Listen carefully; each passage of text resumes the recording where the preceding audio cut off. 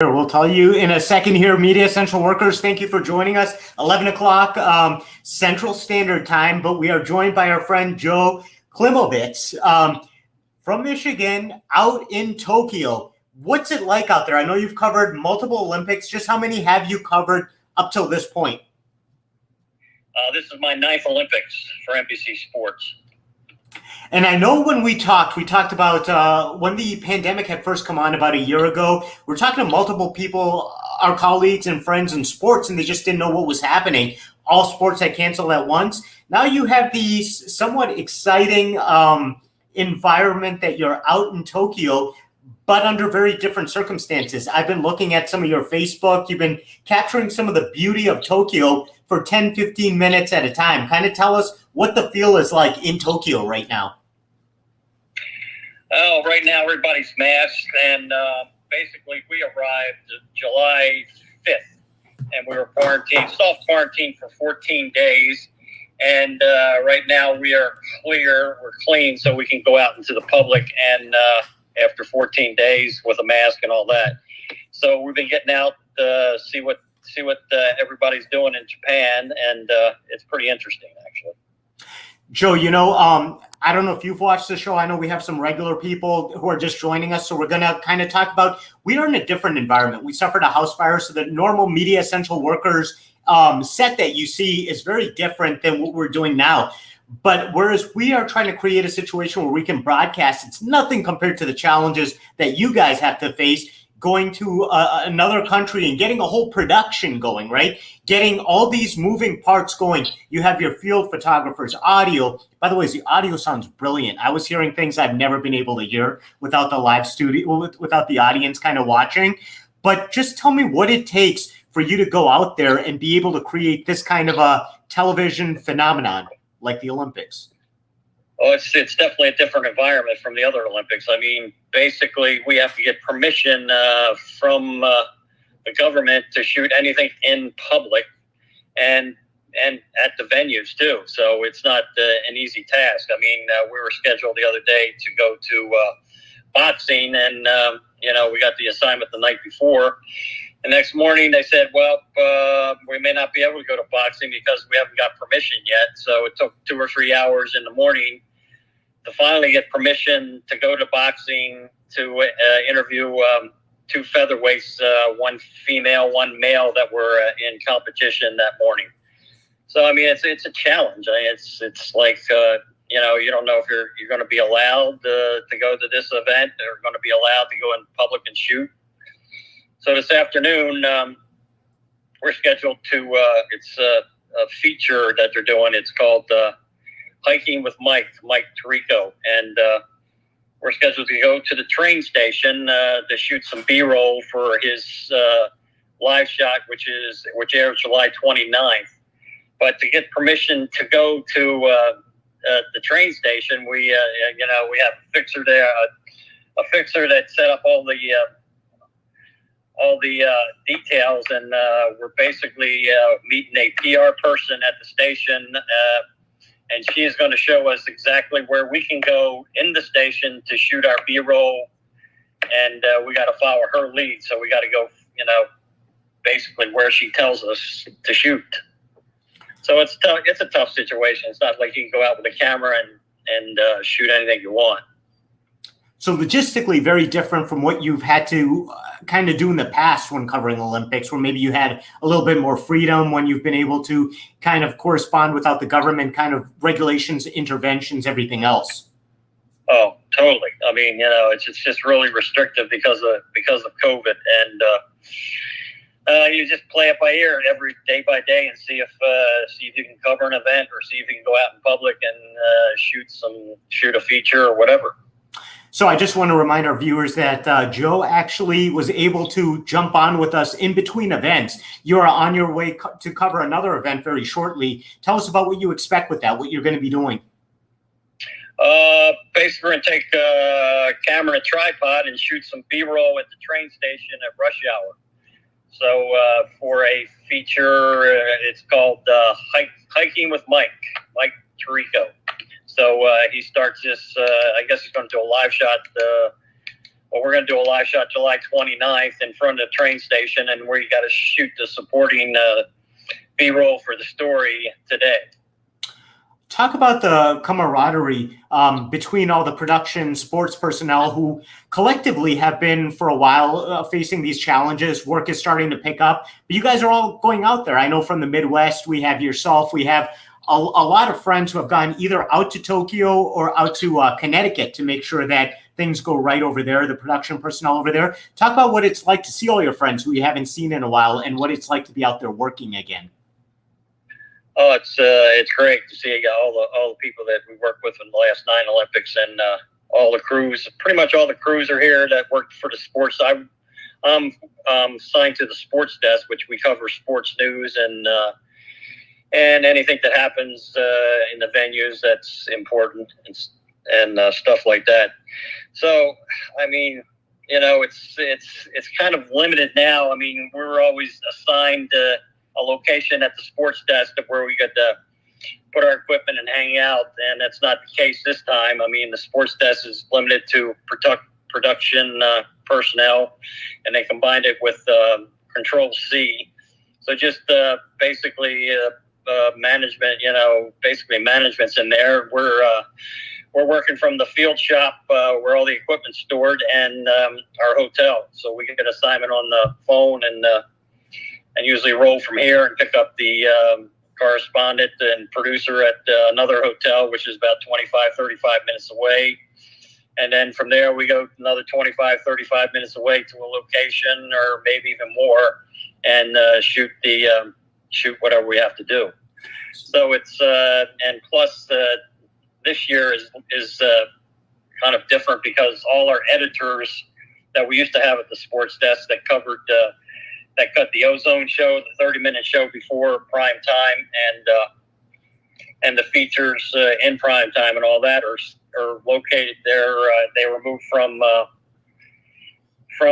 our, you know, the venue here to Stamford, Connecticut. So all the editors are working out of Stamford, and the communication problem is you know, kind of tough. You know, the producer saying, "Well, this story didn't turn out the way I wanted to." It's hard to talk to the producers that are cutting the shows in Stanford, and you know, you're here and I can't see what they're, you know, they can't see what they're doing, and so it's challenging. So Joe, kind of similar to what we're doing right now, holding a phone up to our laptop because we're having a little bit of communication problems.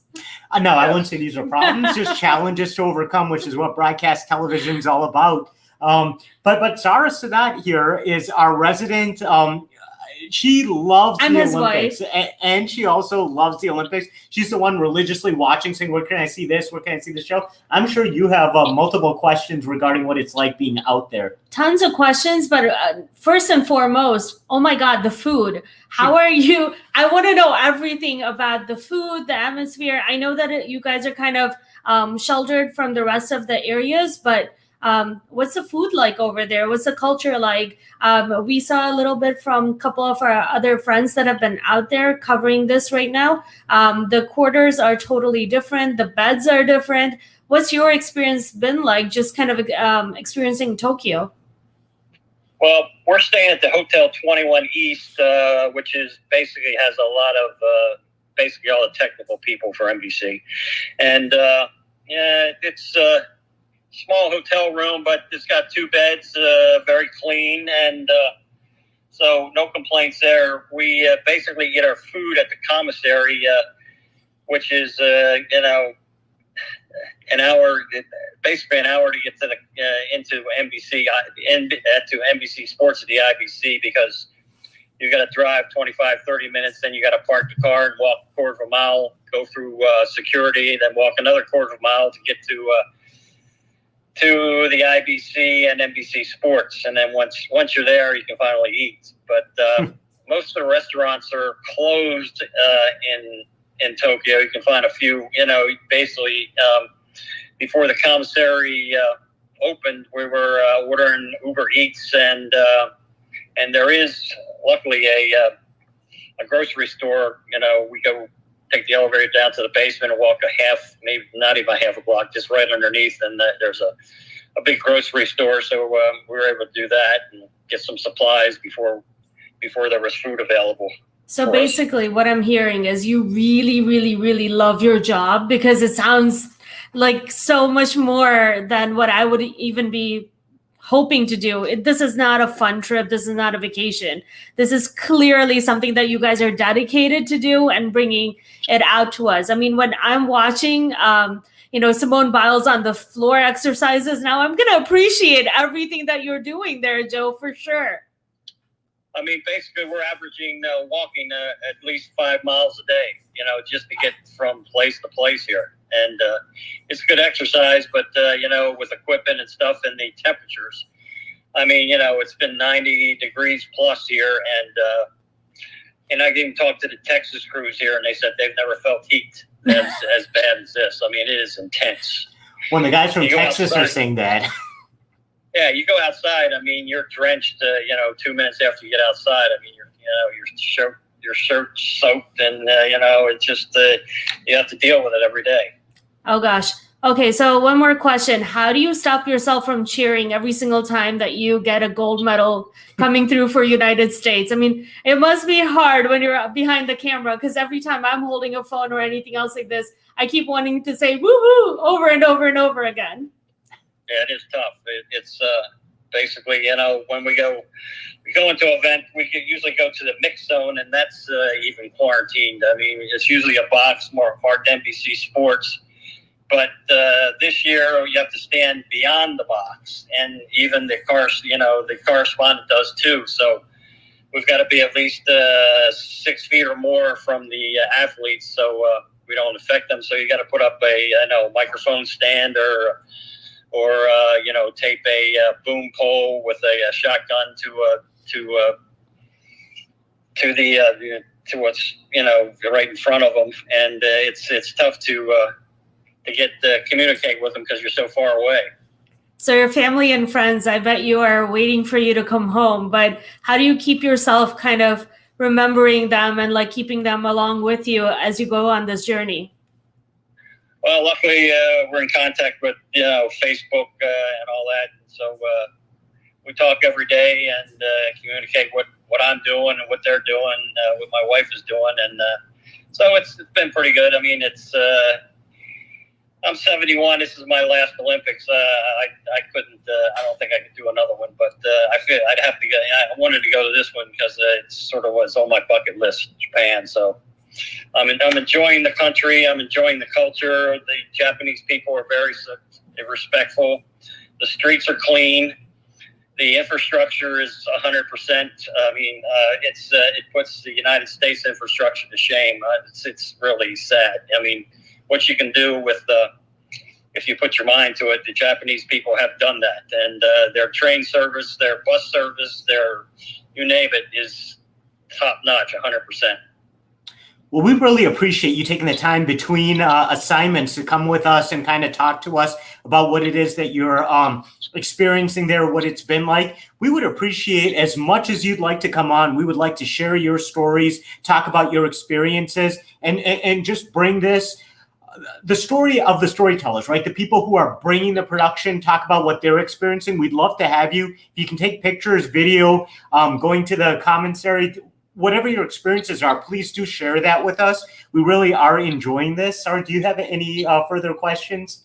Oh gosh, only just make sure you're sending the positive vibes out to all of our U.S. athletes out there, especially the ones closer to home here from Naperville and Crystal Lake and all these other areas. Again, since this is your last Olympic, and I cannot even imagine what a great opportunity that this is for you to kind of go out on this, especially since we didn't have one in 2020 and this was that makeup Olympic. You have such good stories to tell. I'm looking forward to hearing more about it when you come back home. One question I do have, just I know with local news, we follow local athletes. Do you get a chance to become friends with these people, to really interact with them, being that you've traveled with them, that you're kind of the eyes and ears of the nation on their performance? What is that typically like in Olympics past, and how do you think it'll be this time around? Well, it's been, we've had a close relationship with in past Olympics. It's hard to you can't get near the athletes now, and they're sort of quarantined too, and they stay in their spots and we stay in ours. So it's tough to interview them. I imagine after the events, after they're finished their competition, we'll be allowed to get up close and personal with them. We hope so. That's it's kind of challenging, in that respect. Well, thank you so much for joining us. Was there anything that you wanted to share or bring about? We really appreciate you coming on 11 o'clock our time. What time is it over there? It's 1:22 p.m. in the afternoon, Monday afternoon. We appreciate you taking time between what we know is a jam-packed day. Is there anything you want to share before we log off? I think we're good. I'll call back, though, definitely. Fantastic. We really appreciate your time. Have fun out there. Find time to have fun, which I know you will. And we really appreciate everything you're doing and bringing this story to us.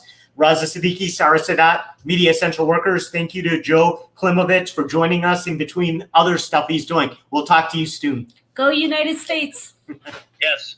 Go USA. Thank you. Bye, Joe. Bye.